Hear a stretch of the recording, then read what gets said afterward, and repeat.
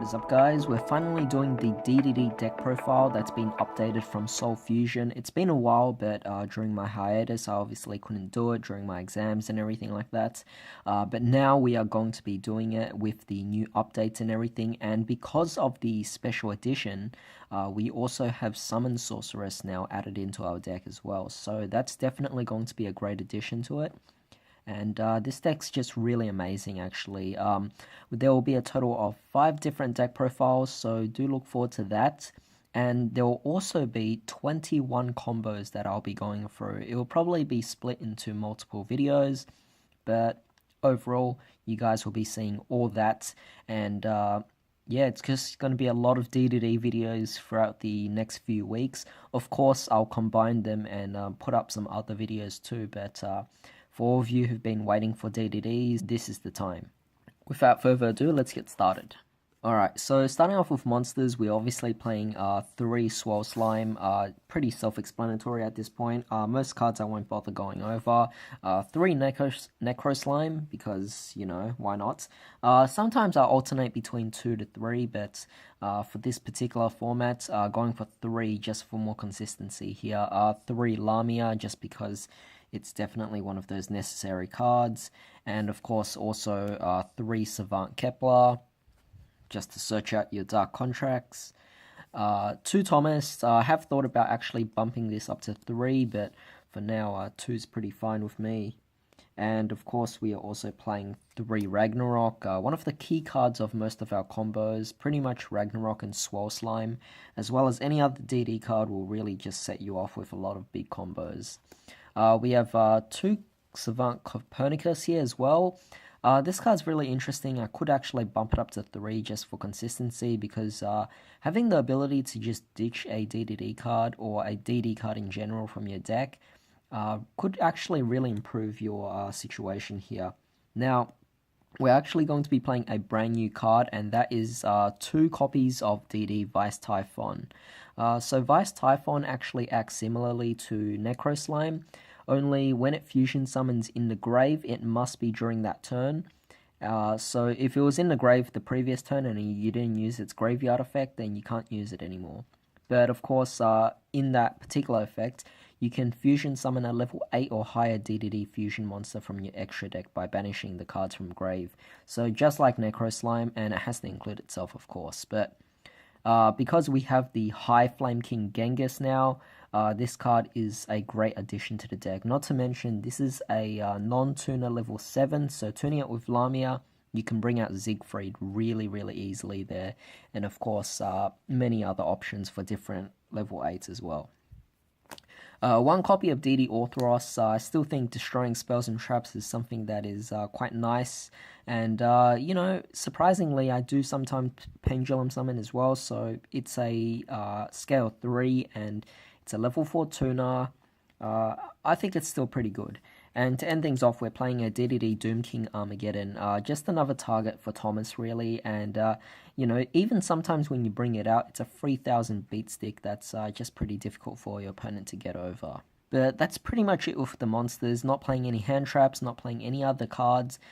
Just a pure DDD variant. Alright, so moving on to spell cards, we're playing 3 copies of Dark Contract with the Gate, of course. I don't think we need to explain that. We're playing 1 copy of Swamp King. You could bump it up to 2, but overall, it's not a key combo card that you need.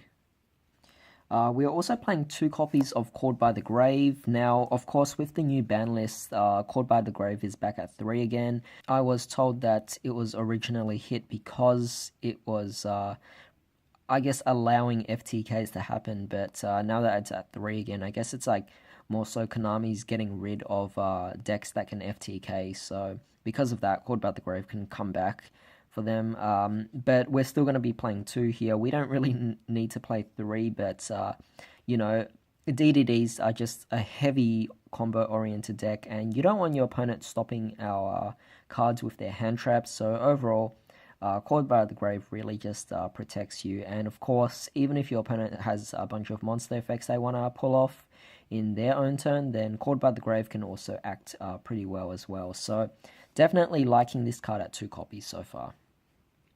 Now, of course, we need draw power, and we're playing 3 copies of Allure of Darkness here.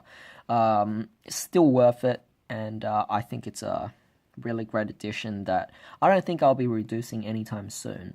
We're playing 2 trade-ins instead of 2 Pot of Desires. I just think a lot of the cards now are part of our key combos, so because of that, I think trade-in will work pretty well. We're playing 4 targets anyway, so there's not a big deal there playing 2 of them. We're also playing Foolish Burial, of course, and we're playing 1 for 1. And of course there's Monster Reborn and staples like Raigeki as well. Now for traps, you guys are actually going to be wondering why I'm actually playing this, but I'm playing 2 copies of Dark Contract with the Witch. I realize this card is actually really amazing because this card can really just disrupt your opponent a lot, really. And to be honest, a lot of people also forget the second effect, especially those playing against DDDs and have never played the deck themselves. But basically, all Fiend-type monsters you control gain 1,000 attack during your opponent's turn only, which is insanely good because if your opponent actually attacks you, you can activate this during the damage step, increasing your monster's attack by 1,000. And you know, it's just something that a lot of people don't really realize how good it is. It bumps a lot of your DD monsters way above 3,000 attacks, so it just deals with a lot of cards. And honestly, this is the one card that really just deals with the Thunder Dragons, which is running rampant right now. But that's pretty much it for the spells and traps, so let's move on to the extra deck. Alright, so for the extra deck, we're playing 1 copy of Siegfried. Still a great card, of course. It's the main card to negate stuff. Playing 1 Gust King Alexander, extending combos. Meteor Burst, still main thing to play here. Crystal Wing, because, you know, Crystal Wing negates. We are playing the new DDD Flame King High Genghis. This is just a really good card.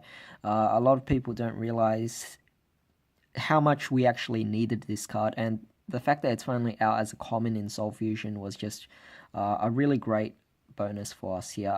But basically, it acts like a regular Genghis as well, but it also works with monsters being normal summoned as well. So it's really great to just extend yourself, and you can do so many things. And the awesome thing is also that a lot of people forget the second effect, and that's basically once during your turn only, when a spell trap card or effect is activated, you can negate the activation, which is just a really amazing card to have overall if you're planning on an OTK. So if you want to play a turn 2 DDD deck, then by all means, that card's just really amazing.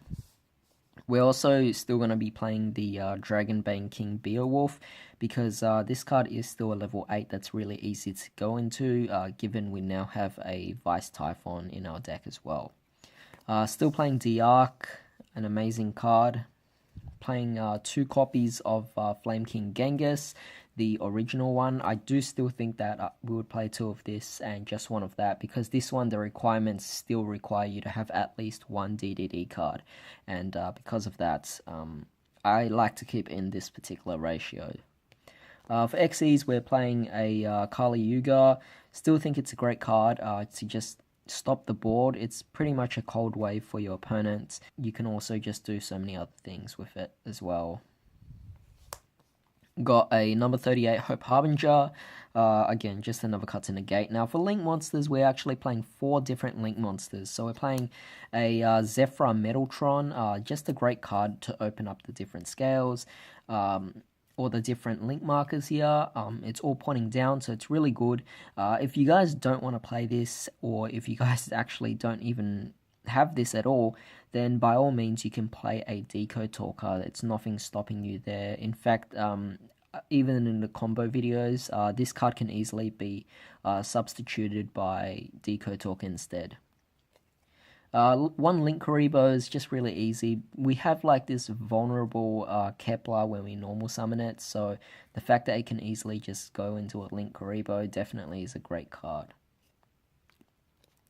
We also are playing 1 Master King Archfiend. Now, of course, I didn't do any combo videos regarding this, so in the upcoming combo videos, I will be including Master King Archfiend in those combos as well, and I'm actually, I've done some research looking for other videos as well, different combo videos, and I've seen that those videos haven't even incorporated certain combos that utilize Master King Archfiend that I will be incorporating, so do be excited for that.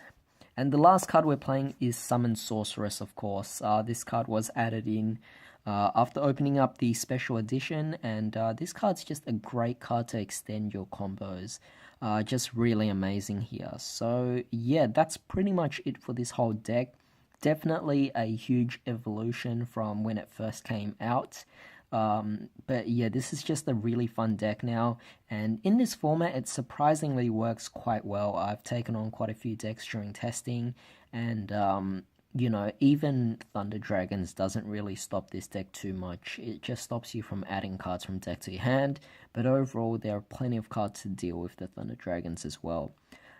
So yeah, given this is the first deck profile, it might be a little long of a video, but overall the next few deck profiles that come out will be a lot shorter. So although it might be a little boring to rewatch some deck profiles, they do take on alternative builds that perhaps suit more to your liking there. But this is the first of the deck profiles, and it's the one I enjoy playing the most.